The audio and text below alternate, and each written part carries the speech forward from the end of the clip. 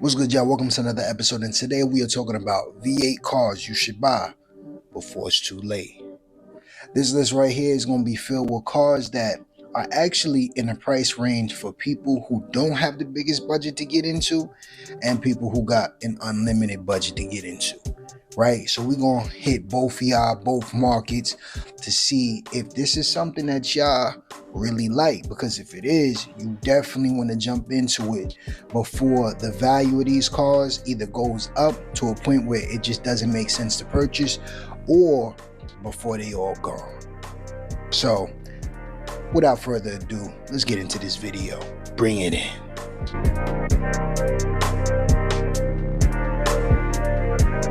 What's good, y'all? So before we start, you already know, make sure you check the link in my description, lowexcelsapparel.com. Get what you need. New merch is on the way. Definitely stay tuned for that. Make sure you check the website out. Check what you need. It's cold out. Get you a hoodie. You feel me? Or you want to hit the gym, go get you a t-shirt. You see what I'm saying? And definitely be able to showcase what you believe in, you know, with a nice positive message on your shirt, and also be able to put in work in the gym at the same time. It just makes sense. You feel me?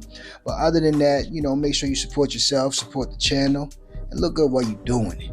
But without further ado, let's get into this video though. Number one, that would be a 2000 to 2003 BMW M5. It's the E39. This came equipped with a 4.9 liter V8, 394 horsepower, 368 pound-feet of torque. 0 to 60, what we talking?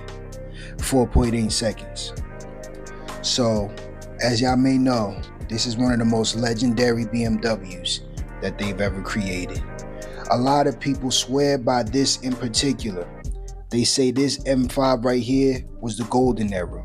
They say this is the best one you could get for the money. Now, mind you, it's very old. We in 2025, this came out in 2000, it's 25 years old. But this is also a car that would still be able to be a good car or a good purchase if you do your due diligence and look for what you need to check for. Now, this car had a lot of moving parts and a lot of things that could go wrong. But believe it or not, the reliability was average. It wasn't tremendously bad. It wasn't tremendously good. It was average. The only thing with this car in particular is it just has a lot of different people that's been in it up to this point that either trashed it, fell behind on maintenance, or never took maintenance serious at all. So when you're in the market for this car in particular, you really got to do your history. You got to do your due diligence, because this is something that, you know, it might look good on the exterior and it might look good on the interior as well. But if you jump in it without doing no research on it, you might end up in a terrible costly car that's going to cost you crazy money over the longevity of this car. Now, mind you, this is still going to be a budget-friendly, cheap car that you can get into today. And I wouldn't say it's necessarily cheap, but it's definitely way cheaper than what it came out for, you know, when it first was available. But this is definitely going to be, I believe, a collector's car. I believe in due time, people are going to look for these cars, and they kind of already have done that. But I think it's going to get a little more extreme as we continue to transition to electrical vehicles, and people are going to spin the block on these cars and be like, yo, I want that golden era M5, bro. Like, where can I get that from? And they will spend the money to keep up with it and make sure it's running in tip-top shape. So why not that person actually be you? You feel me? But you got to jump in and get the right one up front so you could at least have a chance to enjoy it before you spending too much bread on it. Now, mind you, people who do spend money on this, they still do it with a smile on their face. Yeah, they say it's just the cost of ownership. It's the price that you pay, you know, but it's worth it every time you get behind the wheel of this vehicle and do your thing and enjoy your drive.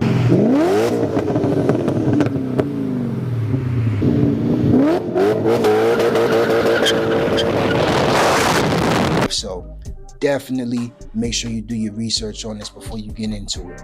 But issues that may come up when you do purchase one would be rod bearing issues, the Vano system, carbon buildup, timing chain guides, and electrical issues. Okay, so this is going to be the main things that you may run into dealing with this car. Make sure you can address those things. And again, make sure you actually form some form of a connection with the person who you purchase it from. That might sound crazy, but this car has so much history, and there's so many forms of people who you can talk to that own this car in the past that's just willing to just have a conversation with you, willing to tell you what they've done, what they've experienced, and things like that. So this car has like a cult following. So whoever you get it from, 9 times out of 10, they were in that following as well. So they will most likely be open to talk to you about things with this car that can potentially help you for the longevity of, having this car in your collections. But let's move on. Number 2, it's a favorite, y'all. Super reliable. That would be a 2001 to 2006 Lexus LS 430. This came equipped with a 4.3 liter V8, 290 horsepower, 320 pound-feet of torque. But in 2006, those numbers were technically lowered to 278 horsepower, 312 pound-feet of torque. 0 to 60, what we talking? 5.9 seconds. So first and foremost, the reason for the drop was just a more accurate measure to measure these statistics, to measure this horsepower, to measure this torque. That happened around 06 because they just changed their method of how they were tracking these numbers. So don't feel alarmed. It's still the same exact engine. They're going to all be the same exact speed, and they're going to have the same exact specs, minus just that specific number that you see based on what they changed it to. So don't be alarmed. But this right here, y'all, if y'all don't know already, which I'm sure you most likely do, is going to be one of the most reliable cars you can get in today. Still, today, this car had all the bells and whistles. It had the looks. It had the comfort. It had the practicality. It had the longevity. You have people doing over 400,000 miles in these cars with really no issues at all, other than just regular maintenance. A lot of people have super high mileage with these cars with no main issues. And the thing about it, these things look good, and you can get into these for the low right now, y'all, like super cheap. I would definitely recommend this to just be a car that you have that's just on the back burner, just in case you have a supercar, or you have a sports car, or you have one of your favorite cars that might be down or that might need some work. You can have this parked up, looking good, looking clean, and drive this whenever that's an issue, just for a second car, or you need some space. It's going to be perfect for that. It's going to be super reliable. You ain't got to worry about not driving this and issues happening. And mind you, the M5 is one of those cars. If you let that car sit, issues will arise, so you got to drive that car. But this car is the opposite. You don't have to do all of that driving for it to maintain its reliability. So this car is going to be good in that right, 100%.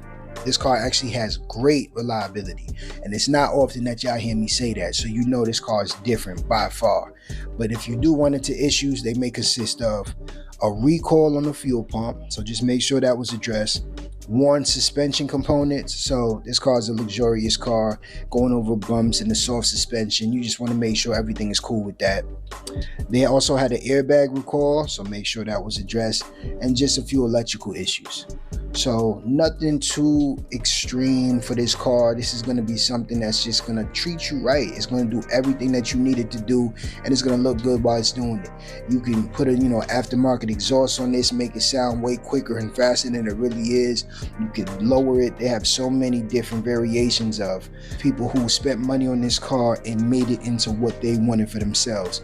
This car has a whole bunch of different styles and things that you can do to it to make it look good, to fit who you are, and it's going to be reliable. That's the most important thing about this. And mind you, I say that you should purchase this car because I see in the future, if y'all missed the live stream, I did a live last week and I had mentioned that in some time, y'all, maybe in the next 15, 20, maybe it could be shorter, right? It could definitely be shorter, but a lot of people are going to be going for more electric cars. All it really takes is for them to increase range by like double for people to jump into electric cars where it just makes sense to them. You see what I'm saying? And I would say personally, we're closer to that than not. I could be wrong, who knows? I'm not saying that I'm right about it, but I still think that in due time, Cars like this are not going to be around like they are right now, because people are going to fiend for having an old school gas car that was reliable, that was cool, that was practical, that was fun, whatever the case may be. They're going to be looking for these cars. So I feel as though this one right here is definitely going to be an official one for you to jump into and just have. Like I said, you can handle all problems and issues with this car with no problem at all, and it's going to be reliable while you do it. So definitely check that out. And when you're looking for it, there's not many issues that you really have to be wary on. Of course, just make sure the person didn't treat it like absolute crap, and you should be good. But other than that, parts are not going to be super expensive for this car. I mean, it's a Toyota, but it is a Lexus, so it's not going to be super cheap, but it's not going to be crazy expensive like the M5, you feel me? So that's going to definitely be something that can help you in the long run for you to keep this car on the road at all times. But let's move on. Number 3, this may surprise y'all. That would be a 2010 to 2014 Dodge Charger SRT8 Super B. This came equipped with a 6.4 liter V8, 470 horsepower, 470 pound-feet of torque. 0 to 60, what we talking? 4.6 seconds. So, yeah, we threw a Dodge up here. We definitely do a Dodge up here, and believe it or not, this car in particular is not that bad when it comes to reliability. This car is going to have average reliability. Now, I chose the Super B, the SRT8 version, because this is going to be the more quote-unquote track-focused version of this car. It's going to be the more sportier version of this car. Now, mind you, a lot of people will say that SRT8, just the regular one that was technically a little more expensive, will do the same things that this car does, but still this car was supposed to be slightly lighter and just be a little more focused on sport than luxury. So this is not one that you'll get necessarily with the leather seats, but they did have options where you can make it exactly like a regular traditional SRT8. So that's still something to think about, but this was definitely limited. This car was made in limited numbers and there was less of them on the road. So this is definitely going to be a desirable car in the future for people who want a muscle car that looks good, sounds good,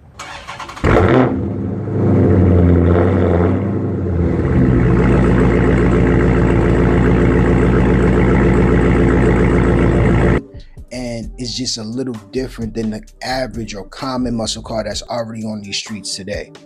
Me personally, I always did like this generation of this car, although I did later on fall in love with the later end, but you feel me? And I don't even want to say fall in love. I really just started to like it more, just a little more than this previous one, but I still like this one. I don't think you really could go wrong with it. It's not too out of touch like the generation before this one, and it's not too new like the one after this. So this kind of fits perfectly within the middle, but it's still going to be a car that is desirable, rare, cool, fun, and it's going to be, like I said, relatively reliable. Not too crazy. It's not going to be great like the Lexus previously, but this is still going to be a reliable car for the most part, and it shouldn't give you too much issues. But when problems do arise, issues that you may run into is transmission issues, steering shaft problems.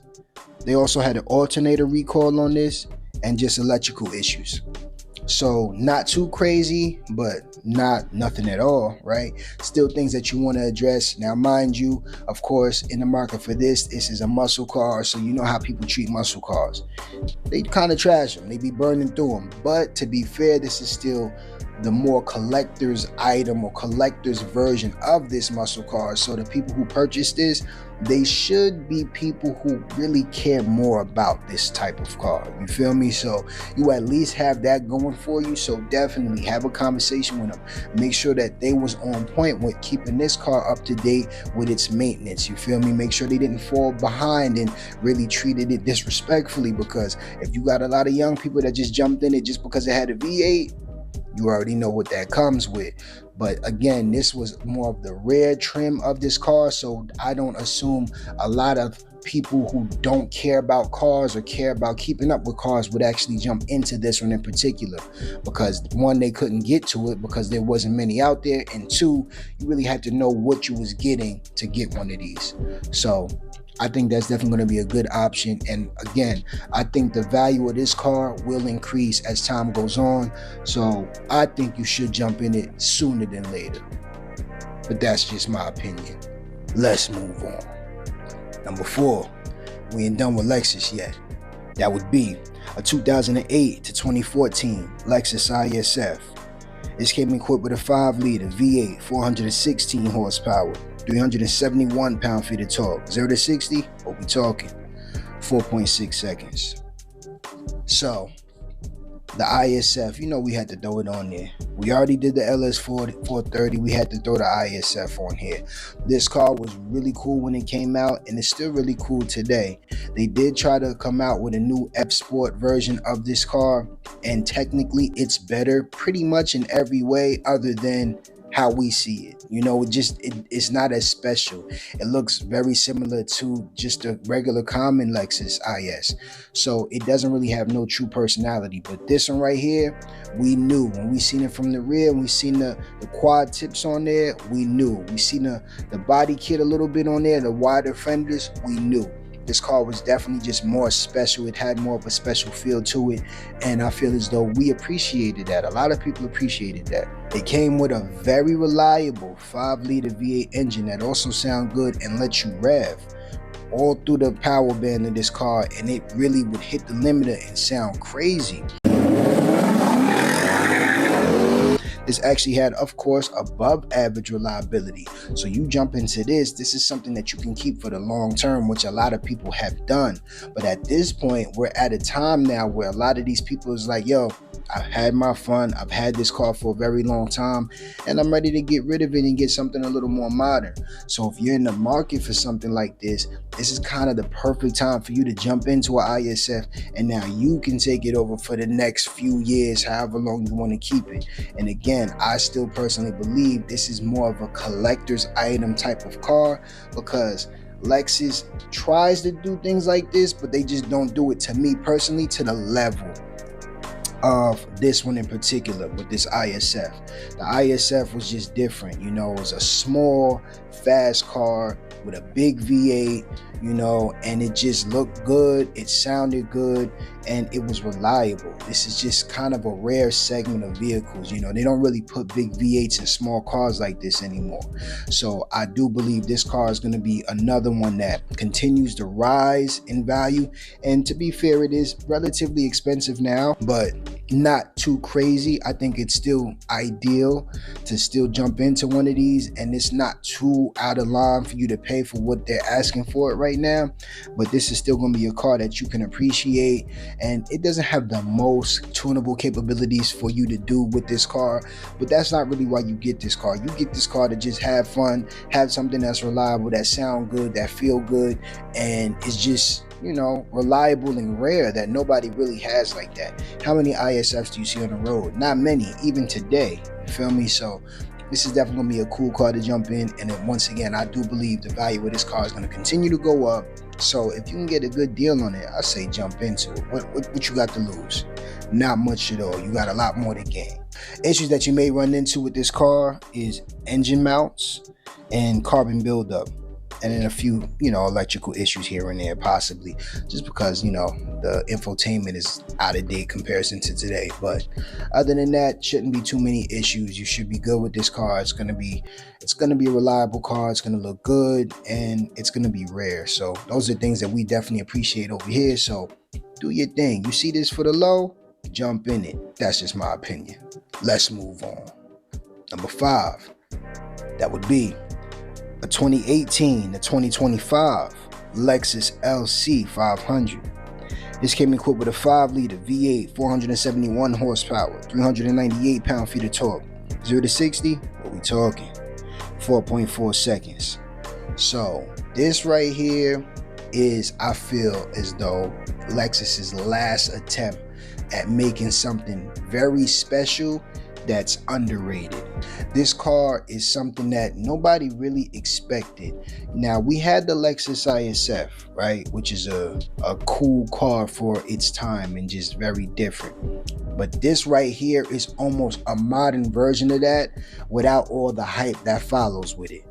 But they're kind of overlooking something that's really a jewel. This is like a diamond in the rough, you feel me? You gotta go and actually check this car out.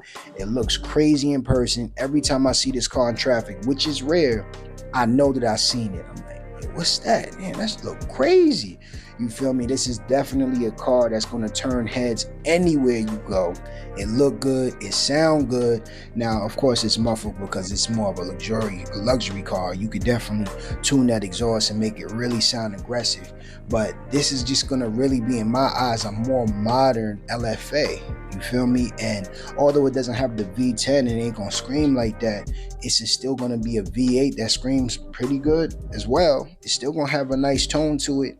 And it's going to be more modern, and it's really going to kind of look better. I mean, this really kind of looks a little better than the LFA. You know, if you really want to be honest, like you put them side to side, it's like, this really look like the predecessor, the new version of this car, you know? So I think this is definitely going to be something that's official and definitely sought after in the long run, especially when prices continue to drop slightly.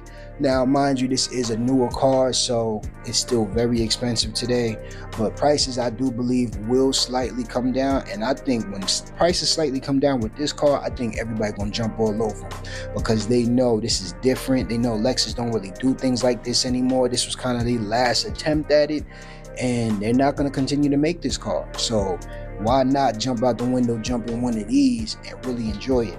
To be honest, the only people you see in this is like people who are very, very well off in life, maybe doctors, people who just, you know, they have their life figured out. You feel me? Which is a great thing. I mean, we assume everybody wants to have their life figured out when you dealing with cars that cost this much, of course.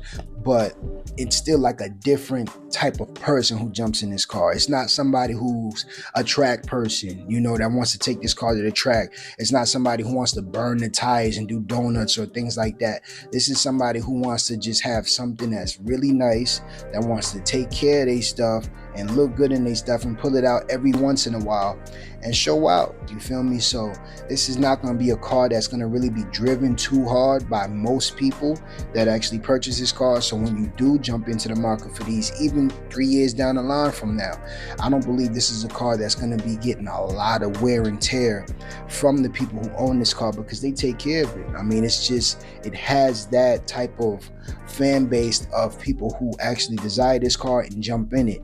You know, they take care of their stuff, which is a great thing. So this car honestly might go up in value as time goes on instead of drop, right?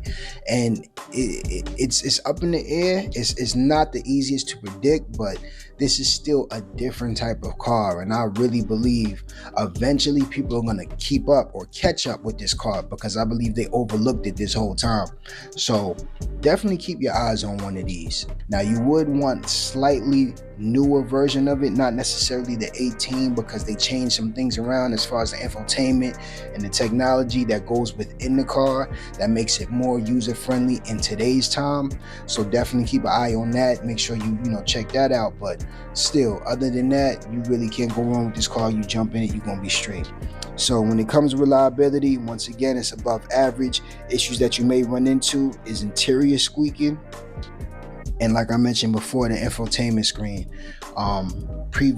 Personally, more on the older generation or the older years of this car that actually had, lagging issues and just was missing a decent amount of tech that a lot of people felt as though it should have, especially at this price point. So make sure you check up on that, get the one that you want, and you should be straight.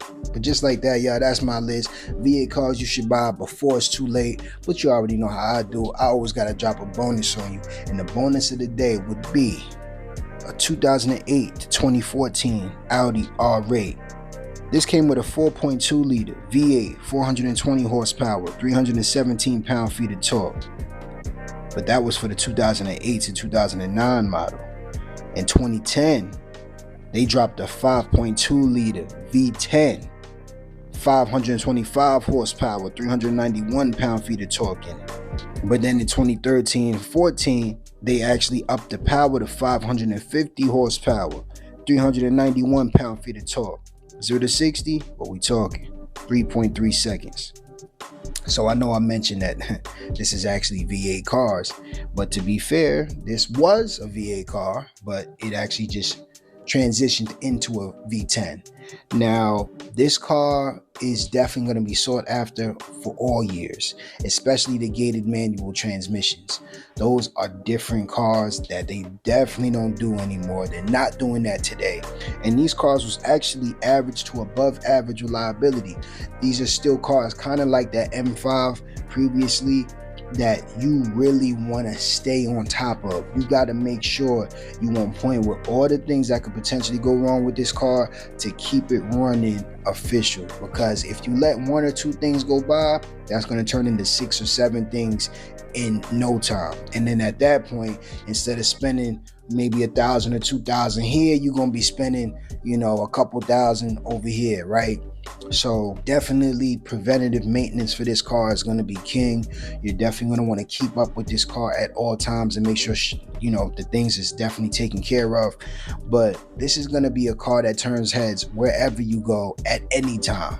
This car has always looked good. This is Audi's flagship model. It's always been just a different looking type of car. This kind of started, the LED lights, of how a lot of car manufacturers wanted to add LED headlights and daytime running lights to their cars to make it look similar to how this Audi was. Like, this car is definitely very underrated even in today's society, right?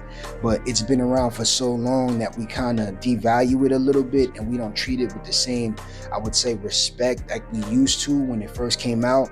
But this is definitely going to be a legendary car for you to jump in. It's going to be cool, and you can get some of these relatively low, especially the earlier years of this car. But to be fair, you would want slightly later versions of this car, probably a 2013, a 2014, maybe a 2012, just from a standpoint of reliability and tech goes.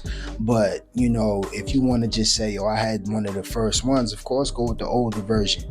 But the older versions, again, you're gonna have to just keep up with them. You're gonna have to keep up with all of them, but those can potentially have a little more issues than the later years did. So keep that in mind. But again, this car is gonna look great. It's gonna sound great. It's gonna drive great. It's gonna do everything that you want it to do and more. You feel me? So keep an eye out on that. Issues that you may run into is suspension issues. The AC compressor for the V8, if that goes out, you're gonna have to drop the engine. So that's a very costly job. So definitely look out for that. And just electrical issues overall. So definitely check out for these issues, y'all. Make sure the person who had it before you wasn't going super crazy without taking care of this car. Make sure they was on point with it, doing what they needed to do with it. Because if not, guess what? You're going to pay for it in the long run. And I know you don't want to do that. You want to just pay for the regular maintenance, not all the BS that come with the previous owner. So this car is going to be great. I think all of these cars on this list is definitely going to be official within their own right. So we give you some cheap, give you some expensive, and some right in the middle. So definitely I would recommend whoever is looking for something, maybe a second car, maybe a third car, or just maybe a reliable car, but maybe a rare car. You feel me? This list can definitely appeal to a lot of different people, but I don't think you can go wrong with any car on this list. If it was up to me, what would I jump in?